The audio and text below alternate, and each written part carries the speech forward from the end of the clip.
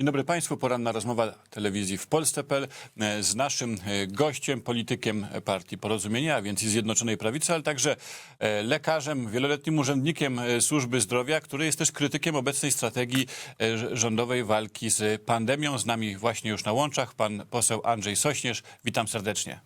Dzień dobry, witam. Panie pośle, zaczniemy więc, że tak powiem, z grubej rury. Dlaczego ta walka z trzecią falą pandemii idzie najgorzej spośród tych wszystkich zmagań naszych rocznych już z koronawirusem? No przyczyn jest tutaj wiele. Myśmy od początku, zresztą rok temu też już wzywałem do zmiany strategii, to nie nastąpiło. Cały ciężar walki z pandemią przerzuciliśmy na społeczeństwo, na zachowania się obywateli i tu jak gdyby pokładamy odpowiedzialność i nadzieję, że to się zmieni. No nie można, tak, oczywiście obywatele muszą się w określony sposób zachowywać, ale organem, który powinien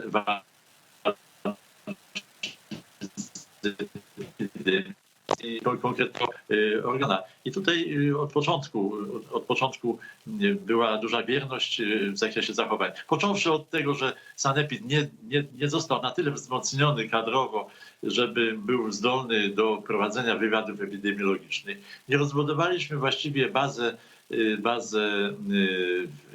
laboratoryjną do wykonywania odpowiedniej ilości testów. No i to są i szereg potem później decyzji, które były mniej rozsądne. Proszę zwrócić uwagę, mała Dania, ona ma chyba 5 milionów mieszkańców, robi 300 000 testów dziennie, a my 37-milionowy kraj się chwalimy, że 100 ileś tysięcy. No to tu 500 000 dziennie powinno być i wszystko za darmo. Dlaczego my robimy komercyjne testy? Dlaczego każemy tym biednym ludziom jeszcze chodzić do lekarzy? Zajmujemy ich czas, który jest zupełnie niepotrzebny do tego. Mnóstwo błędów organizacyjnych i taki jakieś bezwładu. Trudno powiedzieć, dlaczego to wszystko się...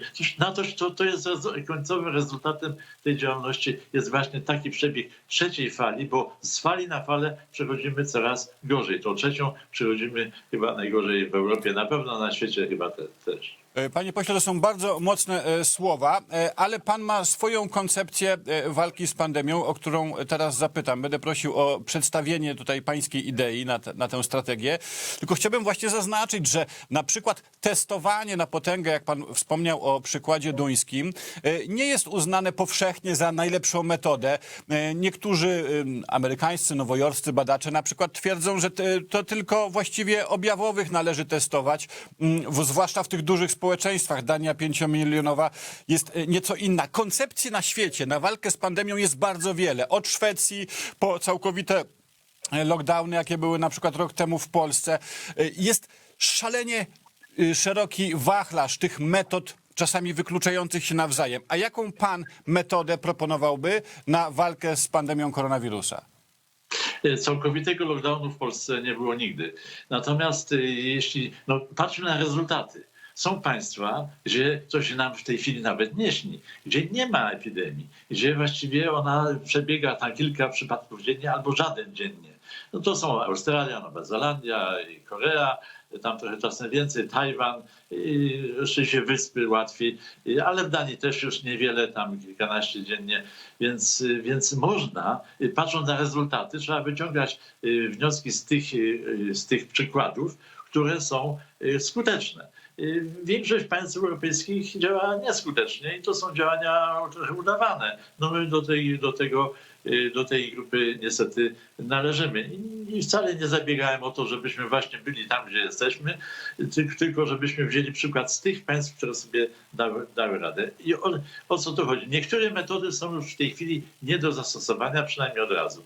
To, o czym mówiłem wiosną tamtego roku, czyli skuteczne izolowanie tej osoby, która ma wirusa, od tych, którzy są zdrowi, a zdrowi funkcjonują wtedy normalnie, to przy takiej ilości zachorowań, jaka jest w tej chwili w Polsce, to się nie uda. Więc w tej chwili byłby potrzebny bardzo twardy, taki 3-tygodniowy lockdown, ale on się chyba już nie uda przy braku zaufania Polaków do rządu i do wszystkich tych działań. To jest zbyt dużo czasu upłynęło, to się wszystko rozmontowało, więc ta metoda jakkolwiek byłaby skuteczna, a po tym lockdownie bardzo ostry nadzór epidemiologiczny, to wydaje mi się, że to rozwiązanie jest w tej chwili już nie do zastosowania ze względów, które już powiedziałem wcześniej. Natomiast w tej chwili należałoby się skupić na maksymalnie szybkim wyszczepieniu Polaków, zaszczepieniu tylu, ile się da, w najkrótszym czasie i nie kombinowanie. Tutaj też widzę jakieś dziwne ruchy. W Warszawie tyle punktów. Po co się tym w ogóle wszystkim zajmujemy? Kto może, niech wyszczepi, za to zapłacimy. I to szybko powstanie, a nie jakieś kwalifikacje. Powstają punkty masowe, populacyjne, powszechne. Ja w ogóle nie rozumiem, o co tutaj chodzi w takiej hierarchizacji jakichś punktów.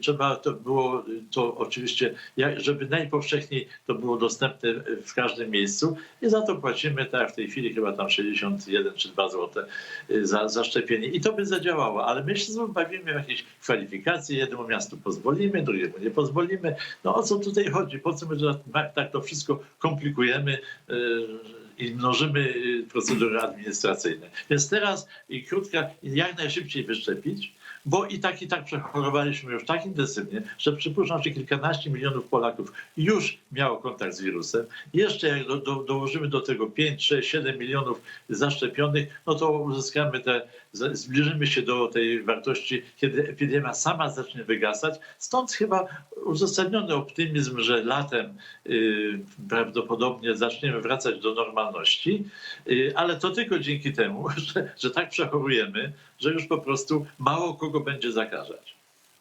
Panie pośle, chciałem zapytać jednak o tę pańską metodę, którą pan od roku proponuje. Zresztą w jednym z naszych programów mówił pan, że do TVP pan nie jest zapraszany, korzysta więc pan z innych mediów, jak na przykład z zaproszeń TVN-u, gdzie z kolei pańskie słowa są wykorzystywane, no przecież nie do dyskusji nad pandemią, tylko do uderzania w rząd. Ale zastanawiam się, czy pańskie propozycje, te obecne o szybszym szczepieniu, czy te sprzed roku o tym, by monitorować i wyizolować chorych, zakażonych, aby nie zarażali dalej. Czy to nie są takie sugestie wujka, dobra rada, które są nierealne do realizacji? Przecież szybkie wyszczepienie zależne jest od dostaw, które zostały wynegocjowane w fatalny sposób na poziomie unijnym.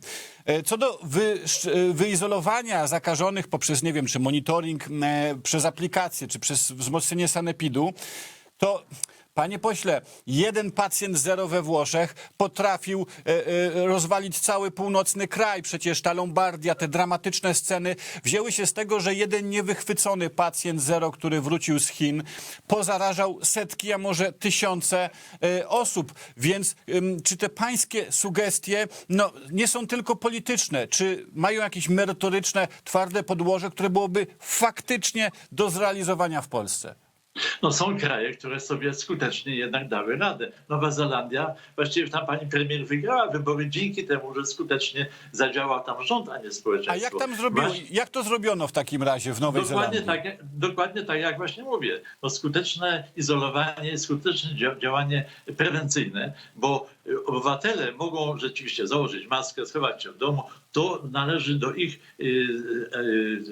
zasobu zachowań. Natomiast obywatele nie zbudują sieci laboratoriów, obywatele nie zbudują samorzutnie tego wywiadu epidemiologicznego. To są zadania państwa i te zadania państwa nie zostały wykonane. To, co należy do obywateli, obywatele robili i nawet na początku epidemii w bardzo zdyscyplinowany sposób, tylko za tym nie poszło działania państwa i to wszystko się nam rozpuściło. Nawet to sprowadzenie tych Brytyjczyków z Wielkiej Brytanii, które oczywiście nie było kluczowe, ale było dodatkowym niestety transportem wirusa, który już był w Polsce obecny, no nawet to zostało niezrozumiałe dla mnie w sposób przegapione. Można było ich wszystkich przecież protestować i przynajmniej nie byłoby tak intensywnie, jak się to w tej chwili dzieje. Więc są przykłady państw, Dania, które sobie dają radę z tą epidemią. I nie tylko, zresztą tam Islandia, Finlandia, i w Norwegii chyba nie najgorzej idzie. A to mało liczne kraje są. To są mało liczne No tak, kraje. ale No 5 milionów Duńczyków, a 40 milionów Polaków to jednak drastyczna różnica. No dobrze, ale Chiny mają 1,5 miliarda. Ale jak jest w Chinach, to nie wiemy, panie pośle. Ja tam nie wierzę. Ale w Korei 52 miliony ludzi, więc dali sobie radę. Więc oczywiście takie tłumaczenie, że nikt sobie nie da rady. Ja nie chciałem, żebyśmy byli w tym głównym nurcie, bo z głównym nurtem to wiadomo co płynie, ale żebyśmy starali się aktywnie walczyć z tą epidemią i działania państwa to te działania, o których mówię. Wszystko przerzucamy na obywateli. Chrońcie się, nie chodźcie tam, nie chodźcie tu, ale oni nie zbudują tych systemów, które są potrzebne. Tu jest potrzebna aktywność państwa. Nawet nie najgorzej szło nam ze szczepieniami. Teraz tu ma pan rację. Unia Europejska nawywijała nieźle. Oni tam jakiś filutek w tym.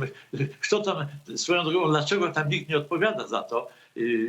Jak w państwie jakiś minister, premier zadziała źle, no to wiadomo, my chcemy go odwołać. A dlaczego to komisarza tamtego nie odwołujemy, który tak zepsuł szczepienia w całej Europie? To niewątpliwie było tutaj i też pokazuje taki bezwład również w zakresie Unii Europejskiej w tym zakresie.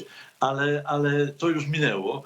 Te szczepionki teraz już docierają i chwała Bogu. I teraz należałoby już po niestety tym opóźnieniu z winy Unii trzeba byłoby rzeczywiście maksymalnie szybko szczepić tym, jak się tylko da.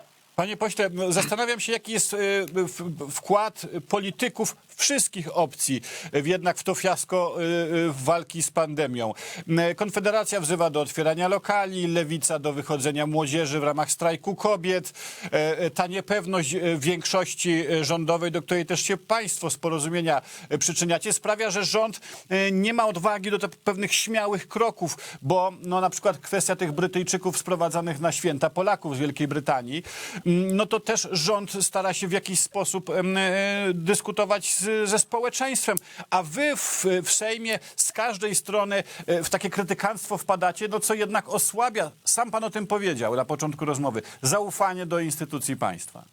Tak, ale oczywiście, tylko że jest taki dylemat. Jeżeli się nie powie, jakby mogło być inaczej, no to potem trzeba było powiedzieć. No więc niestety mówię i nie rozumiem, dlaczego niektóre propozycje nie zostały chociażby przedyskutowane co do ich realności, bo my nie jesteśmy społeczeństwem japońskim czy koreańskim, które jest tak zdyscyplinowane, ale Australia to już jednak społeczeństwo bliższe kulturze europejskiej i też sobie dali radę, Nowa Zelandia też, więc stamtąd brać warto było przykłady. I najbardziej denerwujące jest, że nie próbuje się nawet przedyskutować tych alternatyw. No teraz jest już za późno. I o to zapytam właśnie na koniec, panie pośle. Podkreśla pan często w swoich wywiadach w mediach, że nie macie zaufania do Prawa i Sprawiedliwości, które państwa zdaniem częściowo stoi za rozłamem w porozumieniu, albo że nie konsultuje z wami jako koalicjantem pewnych rozwiązań państwowych. Ale panie pośle, tak szczerze, czy Prawo i Sprawiedliwość ma podstawę w pełni ufać waszej partii, zwłaszcza przy tych pewnych woltach Jarosława Gowina, przy tych przyjęciu posłanki z Lewicy z jednej strony, rozmowach z opozycją rok temu przy zmianie terminu wyborczego. No jednak Prawo i Sprawiedliwość też ma pewne podstawy, by nie mieć was za super solidnego koalicjanta. No ale przesunięcie terminu było konieczne, chociaż jak się okazało, epidemia, co było nieprzewidywalne, przebiega dłużej niż się to mogło wtedy wydawać i bardziej ten przebieg jest uciążliwy. No tym niemniej, oczywiście do takiej współpracy trzeba obydwu stron. Ta nieufność się rodzi, ale sam byłem świadkiem. Niejednokrotnie byliśmy stawiani w sytuacji, że musimy już coś albo przegłosować, albo przekonsultować. Nie konsultować. Mamy już decyzję podejmować w sytuacji, kiedy nie wiemy, o co chodzi. No tak nie można. Ale panie pośle, ja pytam też o winy wasze. Pan też chyba powinien przyznać, faktycznie porozumienie nie dawało sygnały takiej jednoznacznej lojalności wobec większego koalicjanta. Panie redaktorze, zanim zacząłem się wypowiadać, niestety media opozycyjne to chwytały, mam tutaj rację, natomiast ja zanim zacząłem się wypowiadać, mówiłem tylko w swoim gronie. Przez miesiąc próbowałem przekonać, nikt o tym w mediach nie wiedział. Próbowałem przekonać do tego lub tamtego. Kiedy już i lojalnie ostrzegłem, jeżeli nie będziecie próbowali ze mną porozmawiać, to ja pójdę do mediów. Więc ja byłem tutaj bardzo, uważam, lojalny i w tym momencie nawet napisałem SMS-a, idę do mediów, bo już po prostu nie można było patrzeć, co by nie powiedzieć. Ta epidemia i jej przebieg powoduje dziesiątki tysięcy zgonów. To moje sumienie lekarskie na to nie pozwala, żeby tylko milczeć i udawać, że jest dobrze. I tu muszę kropkę postawić. Serdecznie dziękuję, panie pośle. Andrzej Sośnierz był moim i państwa gościem w tym trudnym polityczno-zdrowotnym temacie. Raz jeszcze serdecznie dziękuję. Dziękuję. Zachęcam też państwa do zostania z nami. Za chwilę następny program Gorące Pytania.